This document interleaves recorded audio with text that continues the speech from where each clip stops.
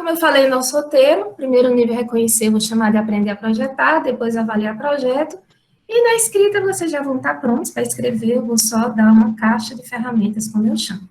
E lá pelo meio do caminho tem coisas de aluno na terapia, que é coisas que eu escuto e coisas que eu mesma já perguntei para minha terapeuta. E começando com o momento da terapia, essa figura é muito explicativa de quem é o orientador, o que você pode esperar dele, porque orientadores nunca dizem exatamente como fazer, por favor. Eles não gostam de mim, eu sofro com isso. Essa figura do mestre dos magos, ele é o grande ícone representante de todos os orientadores. Eu me incluo, tá? Quando eu falo dos orientadores, não estou falando dos outros, não. Estou falando de mim também. Meus orientantes queridos amados, vocês precisam escrever os artigos, mas por onde devemos começar, querido mestre? E o orientador some. Alguém já viveu isso, será? Será que é Freud só que vai explicar? E aí eu não aceitava isso, não aceitava, não podia ser desse jeito, porque que meus alunos nunca conseguiam aprender o que eu explicava na disciplina de metodologia, e ativei meu modo raciocínio projeto. Todos os projetos das nossas vidas, eles têm um raciocínio que é esse que está aqui. Acontece que às vezes a gente tem consciência, às vezes a gente não tem. Mas aprenda esse raciocíniozinho aqui, ai, cadê a coordenação motora? Começa com problema. O problema, como que eu faço para... No meu caso, eu estava no sentido contrário. Porque o professor de metodologia, ele é co-orientador, de certo modo. Então, eu explicava e os alunos me viam como mestre dos magos, aquele que não explica como. Não pode ser assim. E aí, depois de algo, tipo assim, 6 anos pesquisando, eu descobri que é Schoen quem explica a história, não é Freud. Quem é Schoen? Alguns de vocês já viram esse livro, Educando o Profissional Reflexivo. Vejam aqui embaixo que, nesse momento, eu já ativei meu modo pesquisa. Na hora que eu achei, eu já ativo o próximo passo do raciocínio de projeto, que é concepção. Já já eu boto isso aqui no texto acadêmico, vocês verem como encaixa bonitinho, porque o raciocínio de projeto é sempre o mesmo, até para fazer uma receita de macarrão bem simples. Eu descobri que esse livro, ele, na verdade, já tinha lido há muito tempo, e quando eu voltei a ler, eu olhei para ele, nossa, eu sou normal. Qual é o problema? Qual era o meu problema? Alunos não compreendem as coisas essenciais em um primeiro momento. O professor explica, mas sem qualquer esperança de ser entendido. Eu já estava exatamente nesse ponto, eu não tinha mais esperança. Pelo menos no princípio, porque o aluno apenas pode compreender na experiência do processo real desse fazer o projeto. Queridos alunos, ou queridos mesmo doutorandos na condição de alunos, você não consegue entender. Você acha que sabia lá na graduação do mestrado. Não sabe, você só vai aprender fazendo. Porque cada projeto tem uma metodologia única. Então, não adianta você achar que fez mestrado e desenrolar fácil no doutorado. É outro projeto, é outra metodologia, é outro percurso. Esse livro, para mim, devia se chamar Sobrevivendo ao Trabalho com Projetos, porque ele é extremamente consolador. Esse é o lado do ensino. Na próxima tela eu falo do aluno, mas antes eu devo dizer o seguinte, ok, ele me consolou, mas eu sou um ser humano pragmático, eu quero solução, eu quero concepção de solução. Na segunda leitura do livro, que tem 205. Então, no início, a comunicação entre estudante e instrutor parece impossível, é meio que eu falei, né? A gente fala, o aluno não entende, o aluno fala do projeto dele, a gente não entende, fica aquela coisa. Mas depois fica bom, tá, gente? Vamos persistir e seguir. E aí, lá na página 88, já na segunda leitura, na quinta linha, e é uma linha e meia só, ele mostrou o que eu chamo de luz. Se aquele que dá instruções, isso aqui é para o professor, mas eu digo que quem está na posição de aluno, sabendo disso, vai atrás das soluções, se o professor não conseguir resolver sozinho. Então, se aquele que dá instruções leva a sua tarefa a sério, veja como é grave, deve primeiramente tornar explícitos a si mesmo os procedimentos que desenvolve espontaneamente. Eu sei fazer minha fundamentação teórica, depois de tanta peleja no doutorado, aprendi, tenho feito, mas eu sei explicar? Então, aqui eu interpretei como explícito eu fazer os materiais que ensinam para o aluno. Então, aquela ideia de conhecimento tácito é o meu espontâneo, que está na cabeça, mas não é suficiente. Se Schoen está dizendo que eu vou falar, não vou me entender da primeira vez, eu tenho que ter material para onde o aluno recorre, Quando tiver a dúvida, ele faz, e aí volta para mim para uma verificação da versão final. Eu até vou dizer como vocês verificam muitas coisas sozinhos. Então, conhecimento tácito explícito, que, como eu falei, eu traduzo isso como produzir estratégias e materiais didáticos para mediação pedagógica, e o aluno entender que ele aprende também com os materiais didáticos. Então, não conseguiu aprender com o professor, é normal, isso vai acontecer, comece a procurar outros caminhos, certo? Eu vou mostrar alguns desses caminhos. Do lado da aprendizagem, também é bem consolador, eu amo o chão, depois da leitura, depois de você viver a dor do trabalhar com projetos, dos dois lados. Eu comecei a trabalhar com metodologia, ensinar, enquanto eu era estudante de doutorado, então foi assim, eu estava vendo o chão dos dois lados, vivendo a história dos dois lados. Do ponto de vista do aluno, é o seguinte, o paradoxo de se aprender uma competência realmente nova é este. Um estudante não pode inicialmente compreender o que precisa aprender. Ele pode aprendê-lo somente educando a si mesmo e começando a fazer o que ainda não entende. Por isso esse ar de misterioso em escrita acadêmica, em projeto de pesquisa, para mim, em especial que está começando, ainda não entender o que é mais ou menos assim mesmo. Vai fazendo, não existe certo e errado, vai fazendo. É igual um barro, uma massa de modelar, que você vai modelando. Não existe, os perfeccionistas que estão me ouvindo, queridos, não vai ficar pronto da primeira vez. E pior, nunca vai ficar pronto. Porque na hora que você termina, você já evoluiu. Uma noite de sono, se você olhar de novo para o seu texto, você vai achar um monte de problema. Tanto que teve uma época que eu comecei a fazer aquela coisa que o professor universitário às vezes faz, de colecionar as suas publicações online para distribuir. Eu desisti. Porque até texto, ó, sotaque cearense saiu forte agora. Eu desisti, porque coisas que eu tinha feito há 4 meses atrás, eu já olhava, já via problema. Perfeccionistas, trabalhe o seu dia, o dia seguinte, e quando você entende, acaba o sofrimento. É isso que eu quero dizer, como é possível, sim, eliminar muito, muito do sofrimento. O segundo item de aprender a projetar que eu quero falar é tome uma decisão para a sua vida do mindset, podemos traduzir como a configuração do meu computador mental, porque assim, eu não sou psicóloga, não posso orientar alunos nessa área, mas eu tenho vontade de encontrar técnicas que eu diga assim, ó, dá uma olhada aí, né? Dá uma olhada aí. E essa é uma daquelas bem objetivas, que é a configuração do seu computador mental é fixo ou é de crescimento? 80% do lado do aluno, dos problemas de vida acadêmica, de TCC, que eu acompanho mais TCC, é acredite se entender capaz. E o que atrapalha a gente para se entender capaz? Se você se entende capaz, você faz qualquer coisa na vida. Qualquer coisa. Até aprender a fazer cirurgia do cérebro. Neurocirurgião. Qualquer um de nós pode aprender, se realmente quiser. Então, qual é o problema? Mindset fixo e o de crescimento. A gente tem que ir para o de crescimento.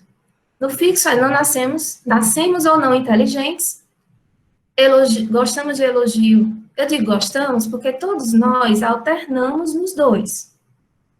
Porque a gente precisa ter consciência de qual estar, e tem a hora que vale ficar no fixo pela brincadeira, mas tem consciência que está nele.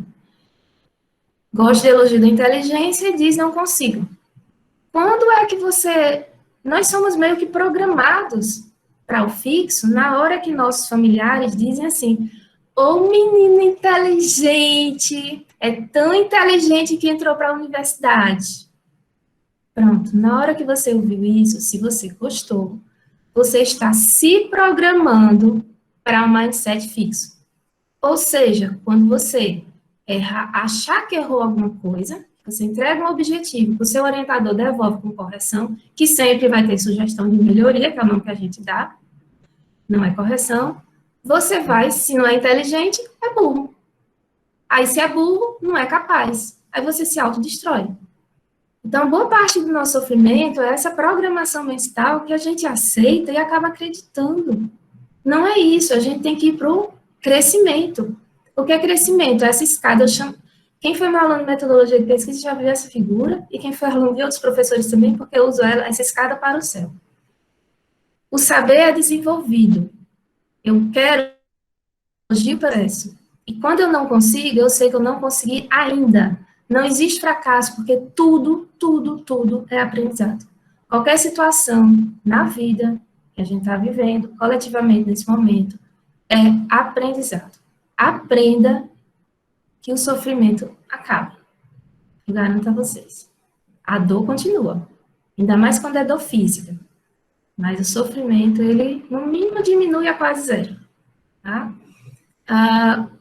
Quando alguém da família te elogiar, pessoa inteligente fez tal coisa, você agradece o elogio, mas deixa ele aqui do seu lado. E mentalmente você pensa, eu sou esforçado, eu me dediquei o suficiente para chegar onde eu cheguei. E posso ir muito mais. Então, esse é o elogio, é o querer elogio ao processo. Nessa escada, eu uso a escada para o céu na disciplina de metodologia, porque ela tem exatamente 16 degraus, que são as 16 semanas do semestre. Contando feriado, o calendário dá 18, mas quando nossas disciplinas são 64 horas, quando você faz a conta, são exatamente 16 semanas. E nós temos grandes marcos na quarta semana, na 10ª e na 16ª. Só para falar da 10ª, para ir preparando vocês psicologicamente. Quem fizer projeto de pesquisa, a 10ª semana, lá desse 7º semestre, seu projeto tem que estar pronto. E depois você começa a execução. Quem está fazendo doutorado ou mestrado, que é outro tempo, especialização, faz a regra de 3 aí, tá? Que dá certinho. Vamos para esse... Então, a próxima coisa do conhecer, aprender a projetar, como eu falei, um roteiro de filme não tem estrutura, a gente tem que conhecer as estruturas, porque senão não tem como eu trabalhar em cima disso. Então, por favor, todos no mindset de crescimento, mesmo quando a gente diz, ai, como eu sou burro, fiz tal coisa. Mas, deixa passar. Vamos conhecer o projeto e, nesse momento, eu acho que eu me dirijo mais aos professores de metodologia, aos orientadores e os alunos para entender a origem de alguns sofrimentos. Minha primeira aula de turma de metodologia foi em 2010. Eram só 6 alunos, então eu não era orientadora, eu acompanhava eles na metodologia, cada um seu orientador. E quando chegou na metade do TCC2, nenhum dos 6, a gente já viu que nenhum dos 6 ia cumprir o cronograma, o que não estava previsto. Vocês sabem, primeiro os alunos de uma turma são aqueles que não trouxeram dificuldade do ensino médio na hora que entraram no ensino superior. Então, eles eram alunos de PET, quase todos, já tinham um ritmo de trabalho já muito puxado, e aí, quando 100% da turma dá errado, você, professor, olha, e bom, eu estou falando para futuros professores, ou já sejam professores, mesmo os estudantes, então, quando, no caso, a turma toda, ou pelo menos metade, ou 60% da sua turma tem o mesmo problema, você sabe que o problema está no planejamento didático. E aí, pensando, eu achei a raiz, eu ouso dizer, de quase todos os problemas, de não conseguir dar conta do TCC, mesmo já tendo feito tudo direitinho. Olha essa figura, que eu descobri lá em 2010. Projeto, vocês concordam comigo, né? Tempo de projeto é menor do que tempo de execução. Vocês estão aí numa construção, que um arquiteto, supostamente teve um arquiteto projetando, o tempo do arquiteto é menor do que o tempo do construtor. Eu descobri em 2010, na minha primeira turma, depois do caos, de ninguém conseguir cumprir o cronograma, a gente teve que mudar o escopo do projeto, porque a gente não ia prejudicar uma turma inteira, porque o erro tinha sido nosso, ninguém entendia isso. TCC1, preste atenção, é um componente curricular. Um tempo, ele não é, definitivamente não é, sinônimo de projeto. Não é. Se você terminar seu TCC1 só com projeto, olhe pela figura. Você não vai conseguir executar no TCC2. Eu fiz o teste dessa figura com alguns alunos. Não vai. Então, o tempo do TCC1 tem que necessariamente começar a execução, pelo menos do seu primeiro objetivo específico. Só ele, muitas vezes, já é suficiente para você clarear, conseguir projetar o restinho e ir para frente. Então, o sofrimento começa quando não se começa a execução do TCC1. Se a gente vai para mestrado, doutorado, é a mesma proporção. Peguem metade do tempo. Mestrado, 2 anos. Se você não começa a sua execução até o final do meio do tempo, você vai sofrer no final. Não vou falar mais mestrado, doutorado, né? Vocês já aprenderam a regra. Calcula, faz regra de 3, você acha seu tempo que dá certinho. Eu já orientei especialização, posso falar de especialização. E observo também, acompanhei já muita gente no mestrado. Bom, não começar a execução nesse tempo do TCC1, é o tempo de você fazer o primeiro contato do campo para uma boa análise de contexto, você vai lá fazer a primeira visita à escola, se seu campo for escola, ao gestor educacional, se for de gestão, e por aí vai.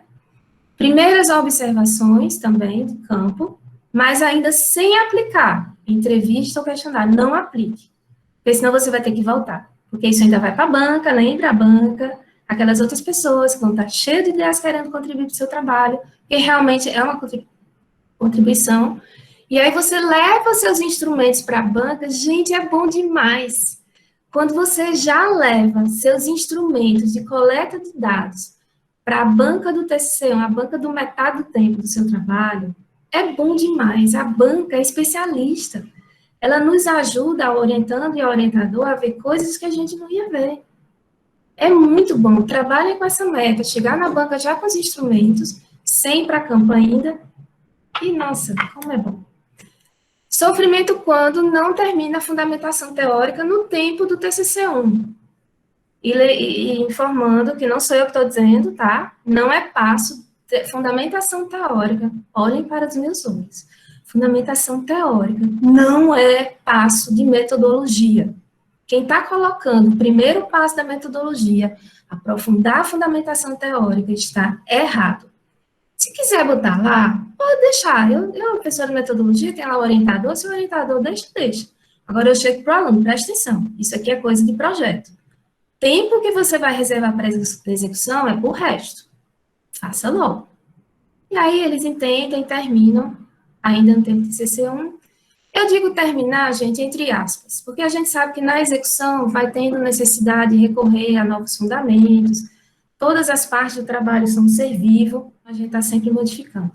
Mas, assim, tenha como meta terminar no tempo do TCC1.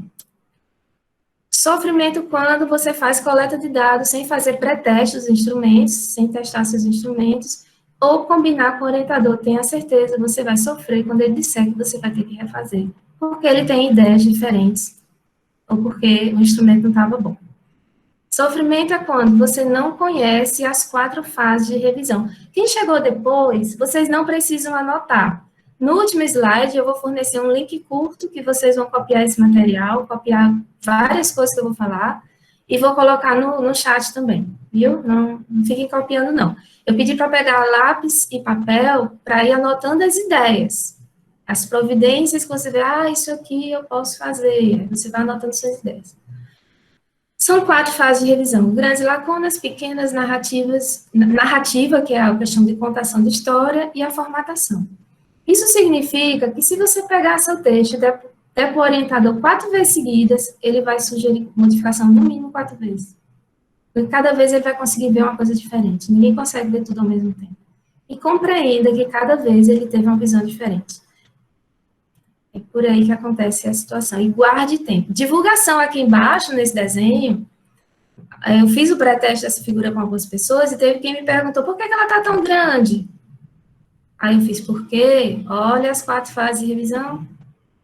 Não subestime o tempo necessário para terminar a escrita. Não subestime. Outro motivo de sofrimento, não ter reunião semanal com o seu orientador desde o início do TCC1 e não ter diário de reunião. Alguém aqui, por acaso, ou só aconteceu comigo, do orientador mudar de ideia na outra reunião?